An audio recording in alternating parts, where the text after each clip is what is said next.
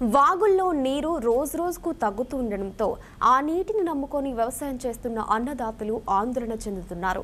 ఓ పక్క భూగర్భ జలాలు అడుగంటడం, మరోపక్క వాగుల్లో నీటి నిల్వలు తగ్గడంతో వ్యవసాయం చేసేదెలా అని రైతన్నలు ఆవేదన చెందుతున్నారు.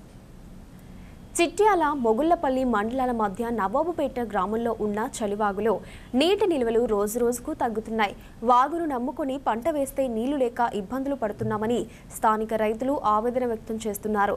ఎండాకాలం రాకముందే పరిస్థితి ఇలా ఉంటే ఇక ఎండాకాలంలో ఎంత దారుణంగా పరిస్థితులు ఉంటాయో అని రైతులు ఆందోళన చెందుతున్నారు. ఇప్పటికైనా స్థానిక ఎమ్మెల్యే సత్యనారాయణరావు చెక్ డ్యాంల ద్వారా వాగులకు నీళ్లు వచ్చే విధంగా కృషి చేయాలని ప్రజలు కోరుకుంటున్నారు.